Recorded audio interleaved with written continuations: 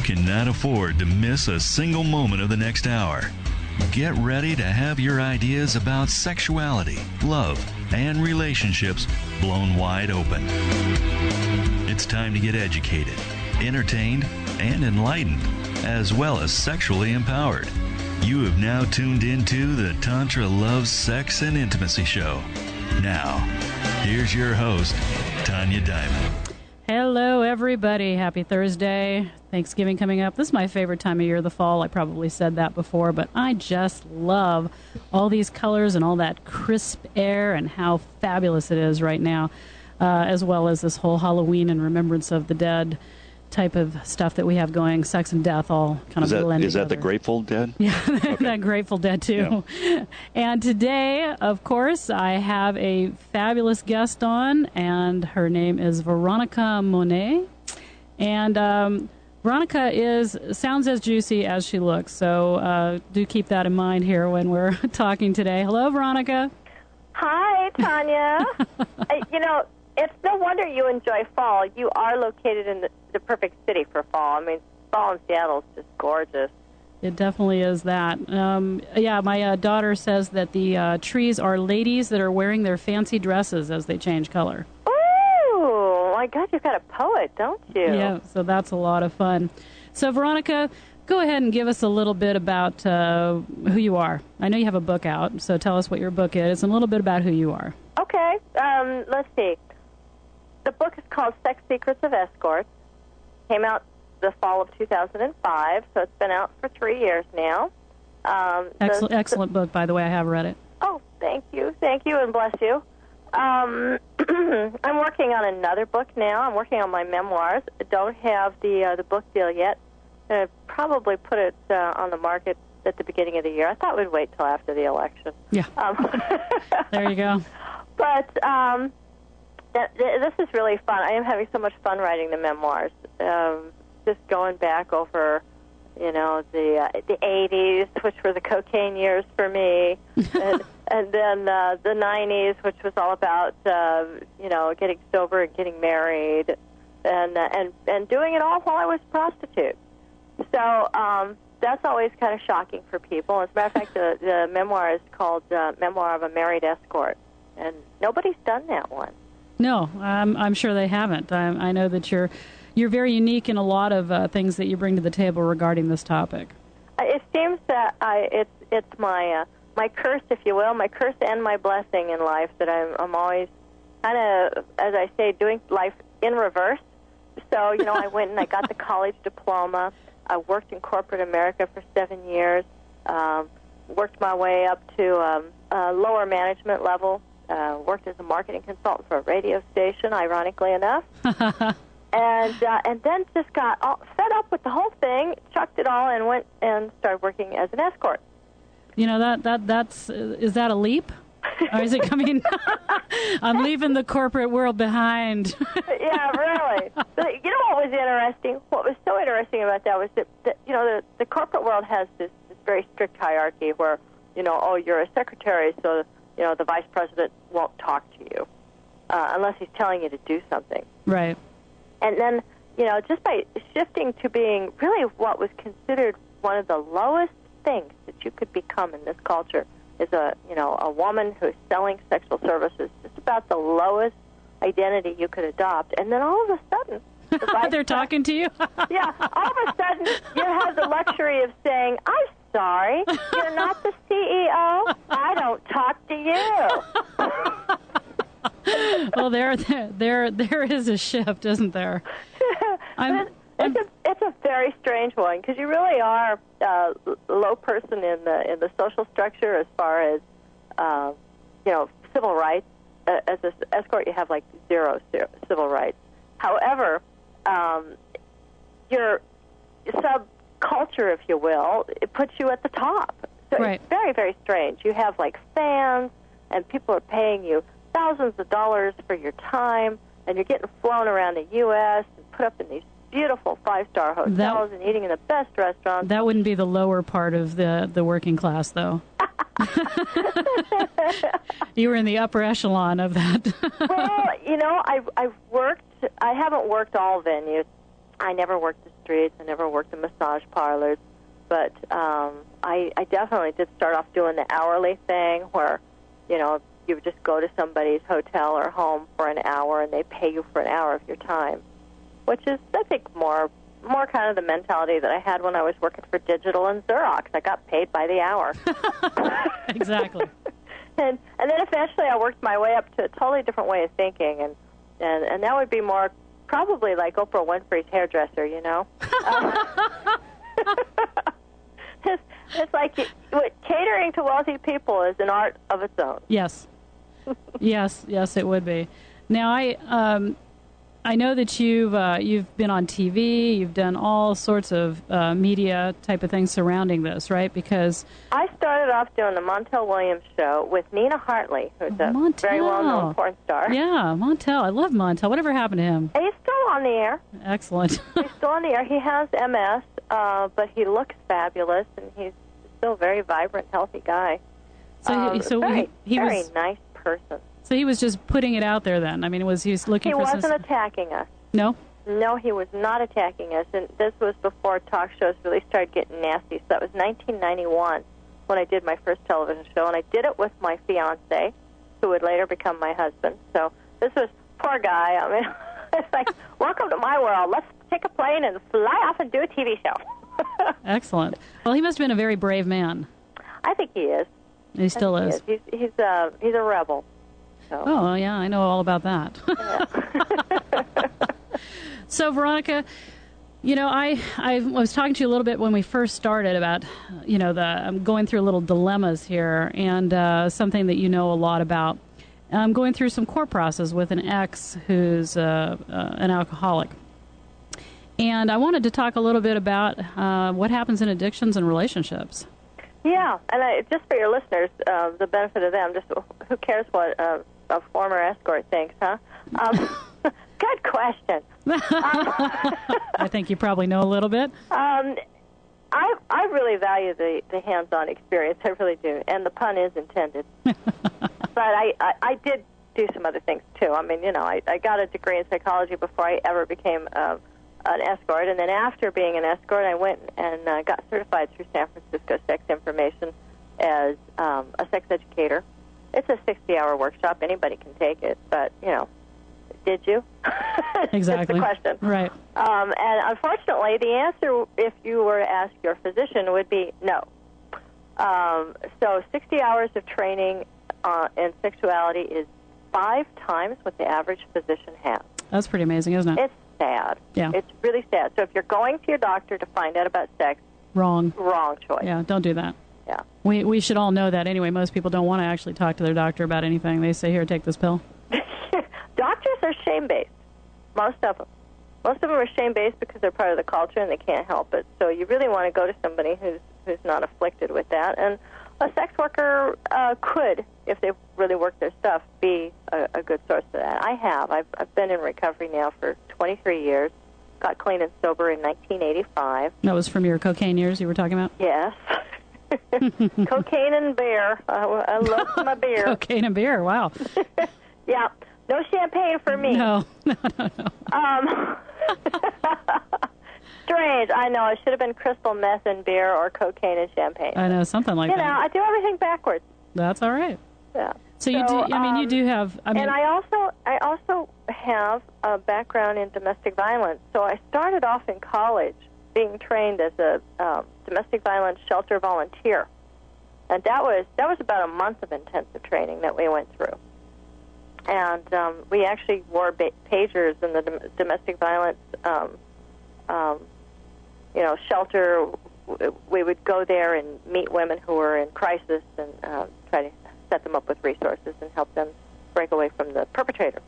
Well, you're obviously an educated woman. I mean, that's and it also takes that to get into the upper echelon of escorting as well. It does. It does. If you're going to be a courtesan, you better have a college degree and be able to move in and out of some upper echelon circles. Right. You gotta at least know which fork to use.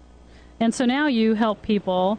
I help people over the phone, mostly. And the reason I do it over the phone is because I want them to be clear on the fact that there's not going to be a happy ending And that euphemism.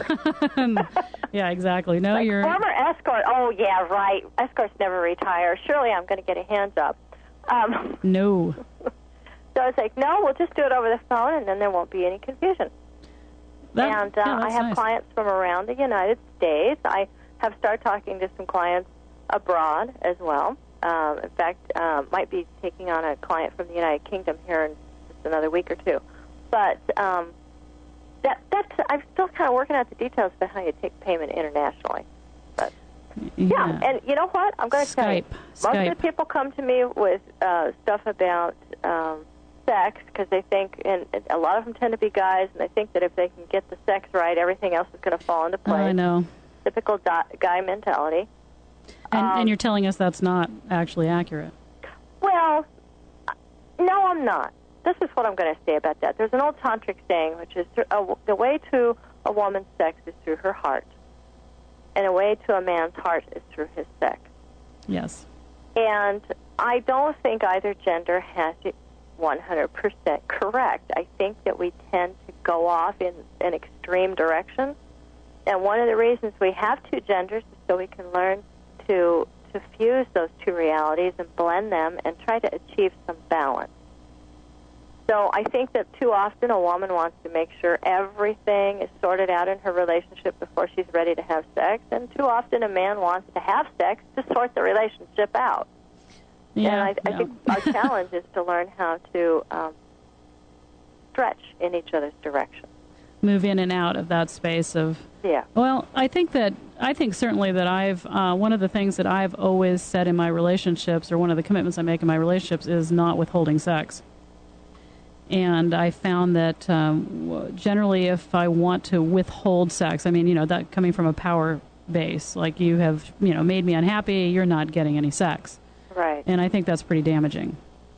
So that was something that, very fortunately, in my marriage, it was an interesting thing to me since I got paid to have sex with my clients. When I came in my relationship with my husband, it never, ever occurred to me that I would withhold sex because he hadn't pleased me in some way.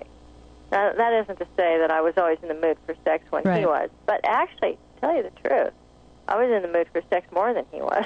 Well, I think that can be the case for actually women that feel good about themselves. I find that most of the time, I mean, the statistic now is that 58% of women are uninterested in sex. Oh. I mean, that's really sad. 58%. Oh my God, that's so sad. And that just come out this year? Yeah, and I don't think it's that women. I think we really talked and we'd find out it's not really that women are uninterested in sex. I think women are uninterested in sex the way they've been having it. Is how I interpret that if I talk to some of these women that are not interested in sex. Yeah, I have two other concerns about that too, and I, sometimes we put an onus on the guy to perform, and I'm really interested in getting women to take responsibility for their own orgasms by learning about their own bodies. And a lot of times the reason that a woman doesn't have a relationship with her own body is because she's shame-based, and to also further take some of the onus off the woman. If the culture is constantly telling you you're not sexy because what? Because of your weight, your body structure, your age, your race, that it makes it very difficult for women to even feel entitled to feel sexual. That is true, and what does it say about them, right? Like if I like sex, what does that really say about me? The Madonna complex as well, yes. Yeah. Interesting thing, the Madonna complex, I always thought it was so interesting that Madonna, the pop icon, when she got pregnant, immediately got rid of her red lipstick. Did she really? She did. She started wearing pastels and pretty little whites. That's funny. That is so funny. See, it is so entrenched in the culture that even this pop icon who went out of her way to defy everything, insulting the Catholic Church any way she couldn't help herself. That's interesting. I'm a mother. Got to regrow that cherry if at all possible. That doesn't work very well from what I've heard. This is a sad thing. I'm sure you already know this, they actually have restorative surgery. Yes. Well, they have a bunch of surgery. In fact, there's a clinic down here in Washington, Seattle, that I'm going to be infiltrating pretty soon. We talked about this was the time before last on my show, where they're actually doing collagen injections into the G-spot. I know. Yeah, to try to plump it up. They're, resculpting the labia. And again, to focus so much on the outside that somehow or another, if we can make it look right, it'll work right. Yeah. Not true. Very sad. Not Very sad. true. This coming from doctors who wouldn't know how to make a G-spot sing if you paid them. Right. Well, and this is a woman doctor, too, so that's what I'm really fascinated to go talk to her about. We're going to find out what she thinks about sex. Awesome. It's one of my undercover investigative... Before or after you pick at her? That's right. This is my undercover investigative piece that we're coming up.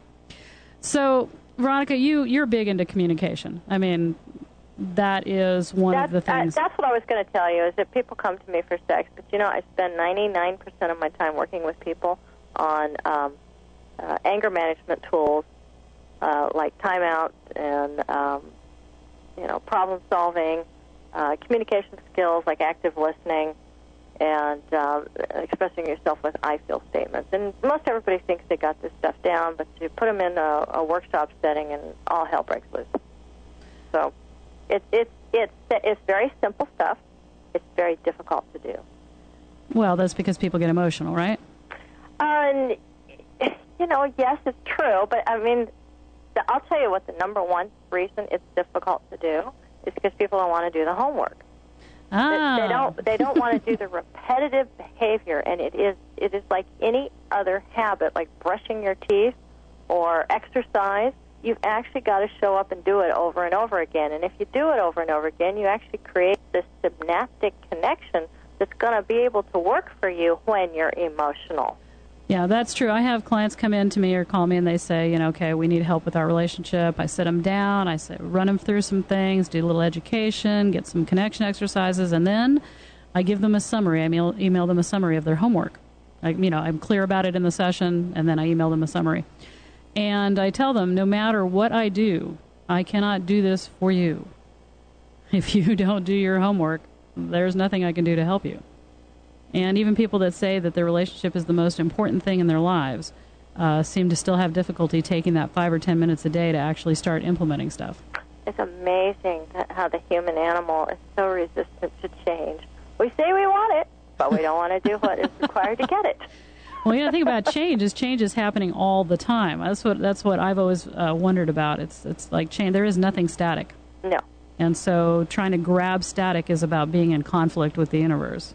Yeah, and since change is always happening, you want to make sure it's going in the direction you want it to, because if you're not actively working to create positive things, there's probably some negative change going on. Oh, there you go. I love that. I mean, yes, change is happening, regardless if you're doing it or not. If you think you're standing still, you're in denial.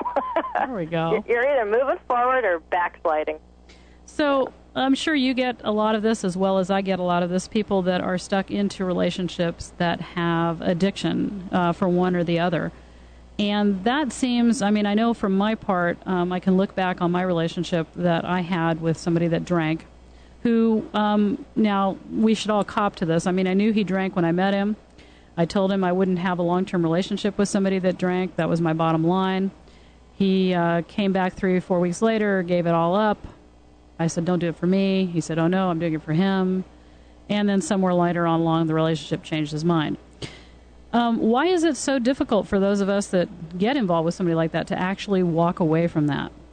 Well, because you're suffering from your own addiction. Which is?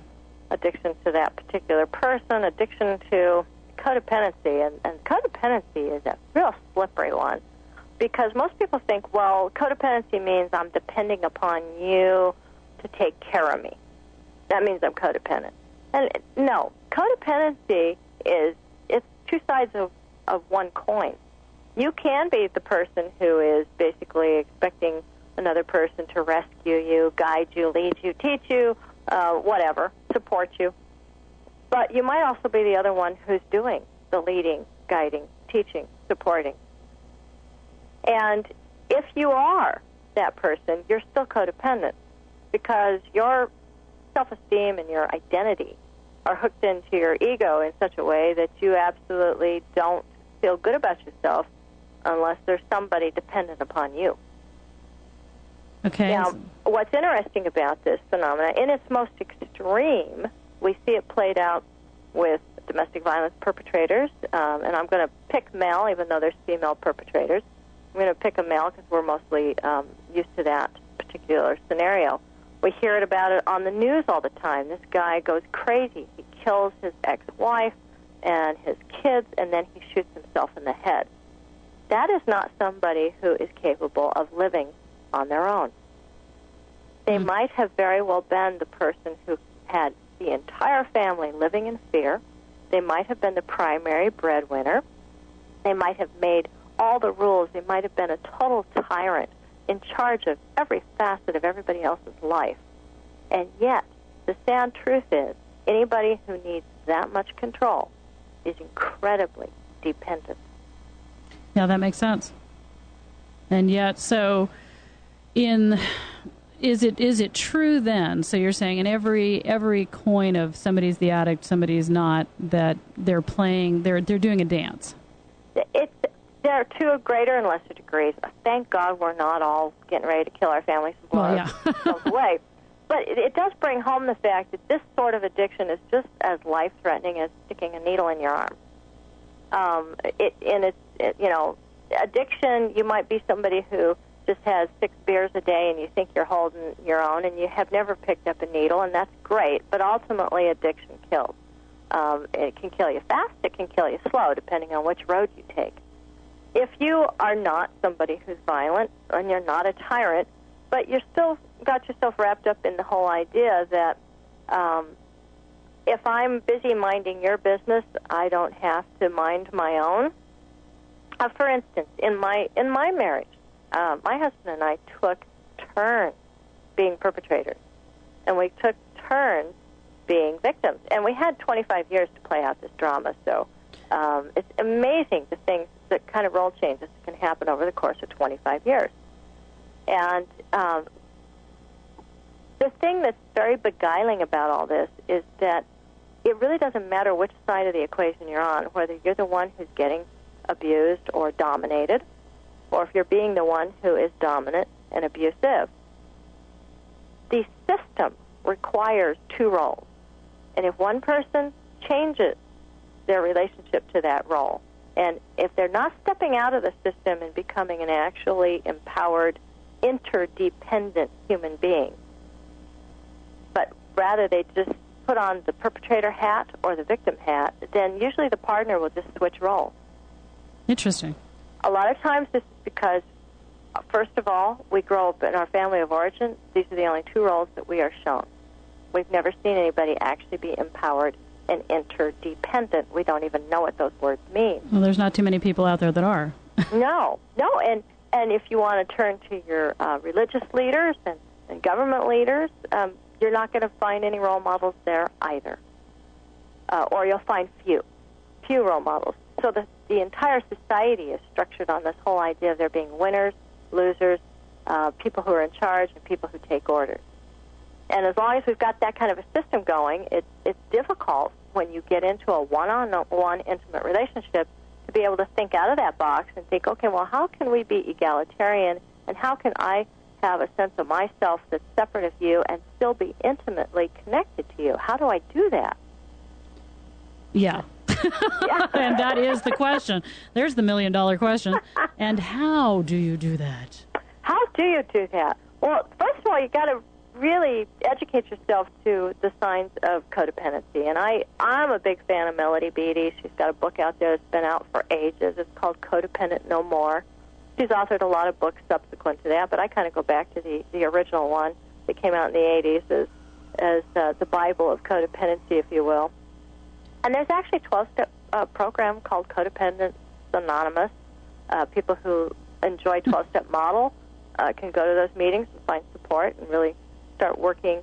But the bottom line is that either through a spiritual program or through therapy, or, your own, self-discovery. You know, if you're going to take yourself on this journey, you've got to be careful to pick the right resources. You want to start moving in a direction where you feel whole. The reason that we either want to be submissive to another person or we want to dominate another person is because most of us are walking around feeling like half a person. And we get this sense of completion when we're connected to another person in an unhealthy way. It's That's like an sad. electric, like a plug in an electric socket. Right. Right. And so you'll hear a lot of people say, it just felt right. It felt like home. So when it feels like home, we should actually run the other way. Sometimes. If this feels really good, this might not be so good, depending on where you're coming from and your health factor. And all things in moderation, all things in balance. I mean, we had that in the 80s. We also had a book called Women Who Love Too Much. Oh, yeah, I remember that. Yes, I didn't think I read it. I was one, but... She took that to an extreme, so she recommended that we all find some ugly, geeky guy that we were the least bit sexually attracted to and marry him quick. Right on. There we go. How did that work for people, I wonder? I don't know. I tried it, and it sucked. Good for you. I didn't. Thank God I didn't actually marry any of them, but I really did. I went out of my way. When I got out of my my first really abusive relationship, I went out of my way to find these really geeky, nerdy guys that I didn't want to have sex with. Now, just for the record, there's a lot of nerdy, geeky guys out there that are super hot. Oh, yeah. As well. So Absolutely. Let's just please not tell the nerdy, geeky guys out there that there's well, no and what do you mean by that word? I mean, right. There's a lot of people that wear that term. You hear that, guys? proudly. There's still hope for us. Huh? You're a nerdy, geeky guy, baby. I was known as a band geek. Well, just for the record, I was a nerd before I got to college. Yeah. Yeah. So I was little four eyes. My hands raised here as one of the nerdy geeks of the world as well. So I read a funny cartoon once. This guy wrote this thing. It says, "I think, therefore I am codependent." Well, I've been watching my dog. He's really codependent. I've been thinking maybe that's nature's default setting. Well, it could very well be if you think of the relationship of evolution, where the men go out and hunt and the women stay home, and you've got to somehow lure them with your beauty back to the house. And we all have to find our own balance in this. And what does interdependent mean? What it should hopefully feel like. And I love to focus on what's it feel like. It should feel like I absolutely adore being connected to you. However, every single day, I am very cognizant of the fact that if something should happen to you, I'd be just fine. That doesn't sound very romantic, Veronica. Well, I mean, what about all these songs and all these poems, and I'm just going to die? I mean, I got to tell you, though, that's where I live, and it's hugely romantic. Oh, I agree. I think so. I think that's more romantic. But societally, I mean, we covet those, I can't live without you. Yeah, the songs and the movies and the everything, and we're looking for that, that person that just feels like, oh my God, they're going to die if they don't have us. So let's set the record straight and tell them why it's romantic. The reason it's romantic is because your loved one knows you are not there out of need, desperation, or low self-esteem. Yeah. You're not there for any other reason other than they are the cherry on top. And that is very romantic. It is. But it doesn't have that poignant death thing going on. Veronica. I know. It's not Romeo and Juliet. Right. I'm not going to kill myself. Yeah, well... I will survive no matter what. That's what we like. And not to survive. The whole idea is to thrive. Is to thrive. Right. So what about the whole soulmate thing, then? I absolutely believe in it.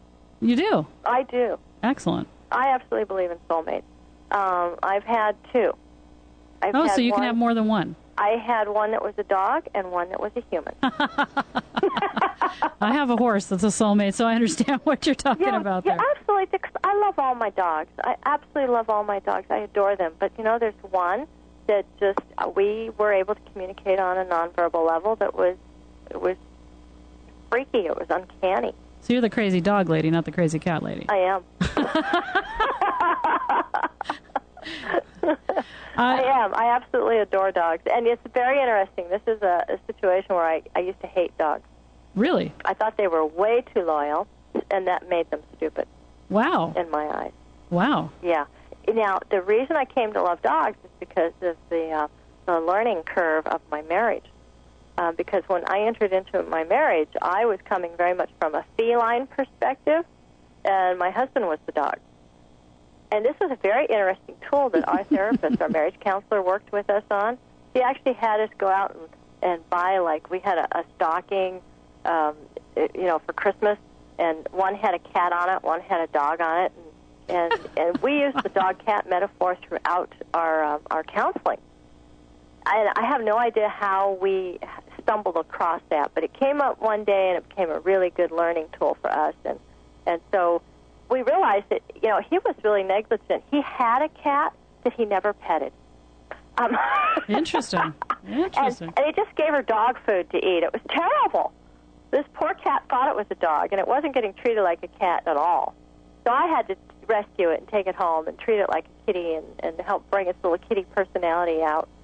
And by the same token, I just didn't have any idea how to relate to dogs. Well, these represented parts of our personalities. That's funny. And we were both feeling very neglected and abused because the other person couldn't relate to that type of a personality. So in working in that, he became the cat guy. He took the cat when we got divorced, and I became the dog lady, and I went and got a dog. And there you have it, dog and cat therapy. Well, I think the important message here is, it could be, sports and knitting. It could be anything in your relationship where you find that you feel like that is just repugnant. I have no interest in it, and get it away from me. And here you've attracted this person who loves that. Oh. So how can we learn what it is that we're missing in ourselves by what our partner embraces that annoys us? Say that again. How can we learn what's missing in ourselves by looking at what our partner brings to the relationship, the thing that they really love that annoys us? That's an area to stretch and grow in. Computer games? Sure. Oh. Sure, and that doesn't mean that our partners are in balance around these things. A lot of times they're not. But the more out of balance they are, often that points to how out of balance we are in the opposite direction. I was thinking to myself, alcohol and porn. What am I missing? Those are not my interests. But, yes. However, you pulled it in. Right, I did. So alcohol and porn. You know what it comes down to? It may come down to these things are always going to be repugnant to you, and that's okay. But there's maybe judgments that you have that you want to learn to let go of. I'm thinking back on that relationship and thinking, okay, so what were my out of balances? I bring in somebody that's completely dishonest, somebody that's completely selfish and into alcohol, porn, and cheating. Wow. What does that say? Go ahead, Veronica. What does that say about what I was missing? Well, I know we've known each other for a few years, but I still would say I haven't really worked with you that much. I wouldn't be able to, just off the top of my head, make a proclamation. But generalization. I'm good. A guess. Like first thing that comes to mind is really something that we learn in AA about seeking lower companions. Seeking lower companions. Yes, and I want to use that term gently because I don't believe in hierarchies, and I don't think anybody's lower or higher than anybody. But just for the case, for metaphorical purposes, let's just talk about choosing people that are living lifestyles that we don't approve of. One of the things that does is it gives us plenty of excuses to look down on that person, and it's a very satisfying pursuit. To look down on somebody. Yes, and that's usually a sign of some self-esteem issues that could use some work. Because we need something to feel better than in order to feel good about ourselves. And I certainly did that. Before I got sober, the people that I drank and used with, I had one DUI, they had 3. I had been arrested twice, they'd been to prison. Well, it is funny because my ex used to state that to me. He used to say, at least I'm not blah, blah, blah. I remember him saying that to me as far as who he was referencing himself to. Right. And, what's really the only thing that matters for you is what's going on with you. Right. And I would suspect that somewhere in the back of your mind, you were also thinking, at least I'm not you. No, I can honestly say I probably wasn't thinking that. What I was thinking was, why in the world would you set me up, say you're going to do all this, and then change your mind, knowing that it couldn't be anything but devastating. That was my whole big thing with it. But you're a smart woman. Yeah. Why did you pick somebody who was probably giving you plenty of warning they were going to be that kind of person? There was no, let me just be honest. There was no, this was no wool over the eyes. I actually talked to his ex-wife. I did all that. Because I'm an eternal, naive optimist. I don't buy it. Sorry. Well, actually, it was because we had really hot procreational sex. I don't buy that either. Sorry. She's taking me apart here. Good for you, Veronica. Hey, guess what? I think that means that we should go on a break, Gary. Okay. What do you think? Should we go on a break, Gary? We're going on a break, people. All right, bye. Well, we're going to see you in a couple more minutes where Veronica can talk more about what I was looking for. All right.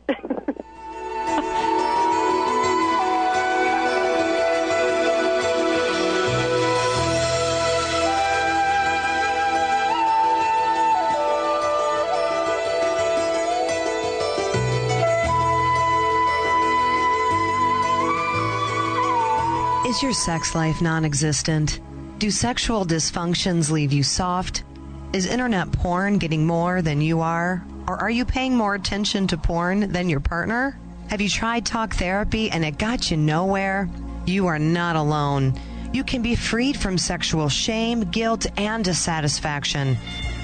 A visit to the Tantra teacher is in order. Call now and mention you heard the Tantra teacher on the radio and get a very special offer.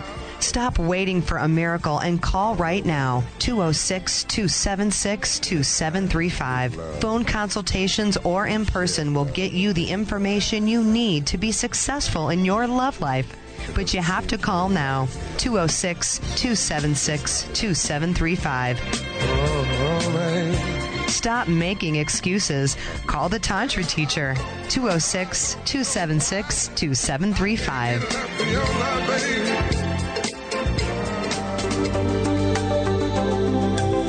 Are you one of the 40 million sexless couples in the U.S.? Are you wondering why having sex leaves you feeling lonely? Are you suffering from the myths of sexual dysfunction? Do you know in your heart that there has to be more than what you're currently getting out of making love? To rid yourself of sexual ignorance, get more out of your lovemaking, and find out more about spiritual sexual connection, then you need to check out www.thetantrateacher.com to receive your free copy of the ebook called Secrets of the Tantra Teacher. Don't suffer another minute without the sexual loving and ecstatic bliss you were born to receive. Get to www.thetantrateacher.com right now. That's www.thetantrateacher.com. This is ContactTalkRadio.com. Consciousness in action.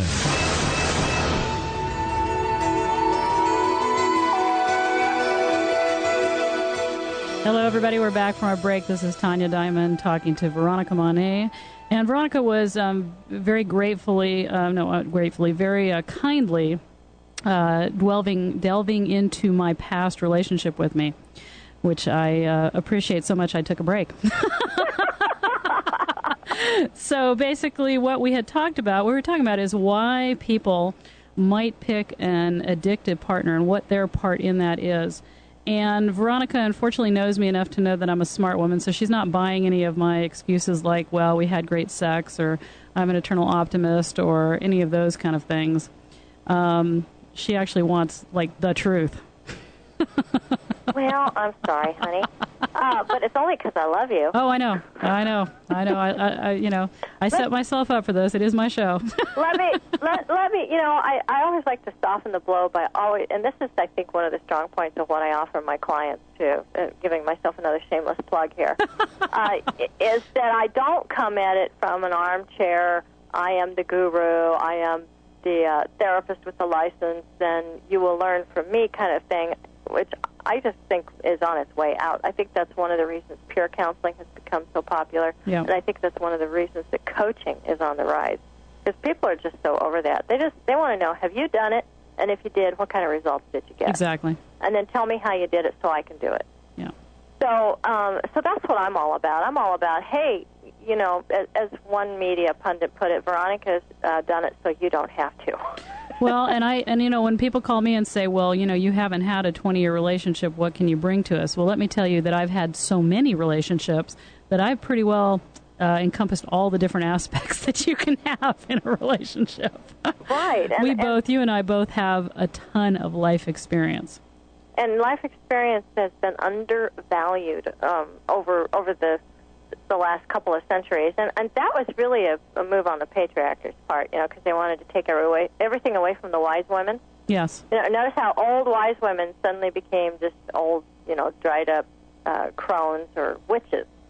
That's how we tried to denigrate all the wisdom that comes with being an older woman. Yeah, we know a little bit, unless we've been doing the same thing over and over again, in which case we know a lot about that. Yeah. About the same thing over and over. Well, speaking from my own experience, being in relationship with an addict was very much about feeling less threatened. There's some safety in it because this person's like fucking up, so it's not intimidating. And I noticed that, I started looking at that and going, you know what, I want to try to go up against that. That's uncomfortable. So I started affirming that I wanted to pull in people. And in this last couple of years, I started pulling in some amazing people who just, working on world peace or spent 10 years in an ashram or something like that. Right. Where, it's very highly evolved and highly accomplished individuals, just to see if I'm even capable of keeping company with people like that. Right. And one of the things that I learned about that is, yes, I am. And the other thing I learned about it is that it does push me up against some of my discomfort. So when I look around at the company that I keep, the people that I spend time with, this is giving me a very accurate reflection of where I'm at. And it may not always be an accurate reflection of, my own particular addictions or lack of addictions, but it will tell me a lot about my self-esteem, what I think I deserve, and what I find most comfortable, B, and whether or not I'm still dependent upon the idea of feeling superior to people. I just hit across a couple of things while you were talking about that. One of my realizations was that I was perfectly happy having all my friends be of that upper quality. And yet I grew up fairly wealthy, and I remember my mother saying, you could just as well marry a rich man as a poor man. And I really looked at that and I thought, that seems wrong. And I set about my life to make sure that I dated every gas station attendant and everybody else that I could find that didn't have a job, which was really, really interesting. I went raw. I went to a raw diet in the beginning of September. I also did the same at that time, had this amazing revelation about my relationships. Congratulations, Thank you. Thank you very much. And that was a big thing where I was looking at this dynamic man on a stage, and I was thinking, that is the type of man I want to date. Why is it that I pick men that don't believe in what I do? Why is it that I pick men that have, addictions or serious problems that don't align with what I believe spiritually? And I realized it was not because I, for myself, necessarily felt like I had to have somebody worse than me. What it really was is that I believed that if only you love people enough, they will want to excel. And I realized that was all about my dad. My dad was an alcoholic, and so he was pretty vacant and not very present. And my belief was that he just wasn't loved enough. That if he understood how much everybody loved him, he would not bear to hurt them. So you've touched upon a really another important psychodynamic, which is that we, all of us, have some type of wounding from our childhood that we feel compelled to heal. Yeah. And there's a wonderful book, and I know that, I don't know if you're reading it, but I know you know that I recommend this book. It's by Harville Hendricks. Yep. And it's called Getting the Love That You Want. Mm-hmm. And what I love about this is that instead of him making this yet another thing where we get to basically pull our covers and see what a piece of shit we are, excuse my French, he makes it a good thing. It's like, of course you pull in these partners that bring up the old hurts from your childhood. Of course you do. Because that is part of the healing that you want and deserve. And if you pulled in a partner who's willing to work with you, and that's the whole thing. Because if you're pulling in partners who aren't willing to work with you, I think you can still work some of this on your own. I really do, because I think, most of the work that we have to do is an inside job. Right. But it works better with the Harville Hendricks model if you've got a participatory partner, one who's also really cognizant of the fact that you are bringing the old hurts from their childhood to the relationship. And if both of you are aware of that, like in my marriage, I became painfully aware of the fact that here I was, somebody who was going off on my job. I would be gone for days at a time. It was often a nighttime job. I was going to see clients in the evening. And so my husband was getting this repeated exposure to, I love you and goodbye, which was his entire childhood. Both of his parents worked. He was a kid who spent most of his time home alone with the television set. And he was getting to do it all over again in the context of our marriage. Now, neither he nor I really wanted me to give up my job, and my job really was, the jobs were required travel and nighttime engagements, and we loved the six-figure income, and so we were going to stick with it. But that doesn't mean we didn't get to work with the emotional and psychological dynamics. So sometimes it's going to be something that needs to be changed, and sometimes it's going to be something that's okay the way it is, even though it's arousing some really unpleasant emotions. Well, and I get that sense that a lot of people just don't want to be bothered with this. I mean, they want the relationship to just kind of happen because that's what we see in Hollywood. That's what we read about. And if they have to put work into it, they feel like maybe they're too new agey, or maybe it's just not the right relationship. And so they go from one to another, doing the same, finding the same outcome in each.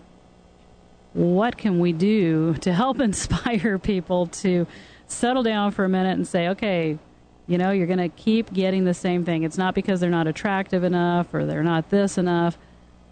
It's a solo practice. I think, first of all, there's always going to be people who want microwaves and pills instead of exercise and diet or cooking or preparing raw food, whatever they're into. They just don't want to be bothered with their own life. I like that. I want to say that again. They don't want to be bothered with their own life. They don't want to be bothered with their own life. That's pretty big. There's always going to be people like that, and we just have to accept that those are the shortcuts that they want to take, and perhaps they're enjoying themselves in a way that is none of our business. But and I've been one of those people. Obviously, when I was doing drugs and alcohol, I didn't care about long-term results.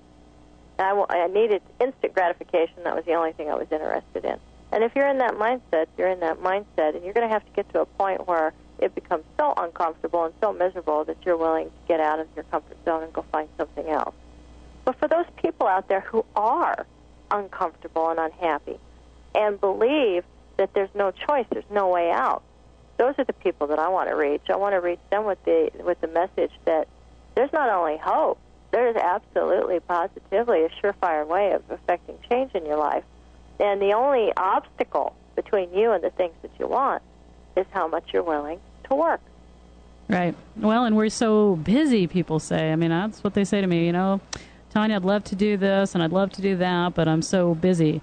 And when I, you know, sit down with them and help do time efficiency and find out they're watching TV 4 hours a night, they're scheduling everybody in their whole family to the nth degree, and they're doing everything they can to avoid their life and their relationship. Isn't that true? Isn't that true? People have found another way to avoid conflict, and that's just avoid each other. So they sleep in the same house, but they don't watch the same television programs, don't play the same video games, don't talk about the same things, don't talk at all. It's pretty sad. People have more of a relationship with their electronic gadgets than they do each other. Well, maybe, but they, you know, but that's comfortable. You know, where they've found they've found a place where they can be one of the 40 million sexless couples in the United States, and just have this roommate kind of experience. The guys do porn and the women do internet dating. Well, you know, I understand people are looking for less stress, and I think the thing that one has to, at some point, you know, there has to be a buy-in. If you don't believe it, then you're not going to be open to the information. But, you know, one thing about it is that if you meet people who are living this other lifestyle, who actually are paying attention to what they put in their mouth and spending some time on their communication skills and their relationship drama, and if those people are exuding health and happiness and wholeness, you find yourself gravitating towards those people. The next question should be, what do you do to get here? Oh, you see, you know, people look at me and say, well, you're just like, yeah, I'd love to be like that, but, like, I'm not sure what the but is. I'd love to be that enthusiastic. You were just born like that. I'd love to. We're all born like this. Well, you know, that's like the girl who wanted to know how I was making $15,000 a date. She took me out to lunch. And I told her about the affirmations. I told her about the prayer. I told her about how I was dedicating myself to the goddess. I told her about, you know, positioning myself in the market as far as the media went, and how I was learning what it was that wealthy people wanted, because they don't want the same things that people on a limited budget want. People on a limited budget want to get, you know, 50 positions for an hour. people who want, they do. I've been saving this money all year. Oh, you love you, Veronica. You are just so funny. And wealthy people don't even care if they have sex with you. They're so much more interested in the stuff that their life doesn't have, such as one client of mine put it, I need at least one person in my life who will disagree with me. Oh, there we go. And yes, so it isn't all just about sex. That's sex. what you're looking for. I'm your girl. Yes, I love how you feel that way. After trying to share all of this weighty, soulful stuff with this woman, she just looked at me and said, I think it's because you bleached your hair blonde. That's it, right there in a nutshell. That's it, in a nutshell, because, of course, that's ridiculous. There's lots of bleached blondes who aren't making $15,000 a day. But, you know, she didn't want to hear it. It did not fit in her paradigm of possibilities, and it wasn't something she wanted to do. So, well, it was easier to go bleach her hair than actually put in the work. But, you know, all of this stuff we're talking about, we're coming down to our last few minutes here, all the stuff we're talking about, I keep telling people you can't have an amazing sex life if the rest of your life is in chaos. And I do believe that we're talking about all of the same stuff, which is getting whole with yourself, getting in sync with the universe, getting your spiritual practice down, figuring out the tools that work to make you healthy, so then you can have a healthy relationship, right? I agree. Yeah. Although I would say there are some people who have amazing sex lives, and that's all they've got. But they are really, really skilled at compartmentalizing. Exactly. Well, we've got a minute left. Veronica, I am thrilled to have had you here today. I will love to have you back sometime. We can talk about more things. Anytime. And can you shoot us your website real quick? Absolutely. If I clear my throat here. Go to sexwithoutshame.com. That's www.sexwithoutshame.com. And if you ever have a hard time finding me, it's really easy. Just put in Monet, M-O-N-E-T, just like you were looking for a Claude Monet painting, and the word sex.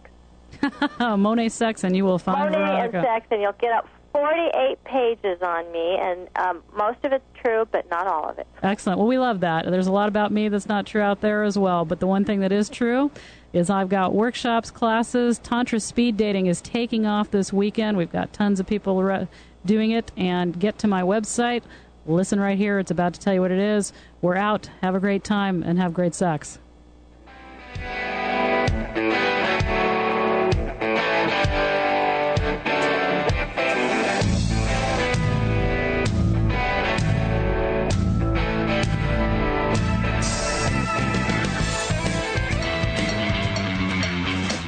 You have been listening to the Tantra Love, Sex, and Intimacy Show with your host, Tanya Diamond. Don't miss next week's show at Thursday at 1 p.m. Pacific Standard Time. Until then, visit our website at www.tanyadiamond.com. That's TANJA for more information on workshops and classes.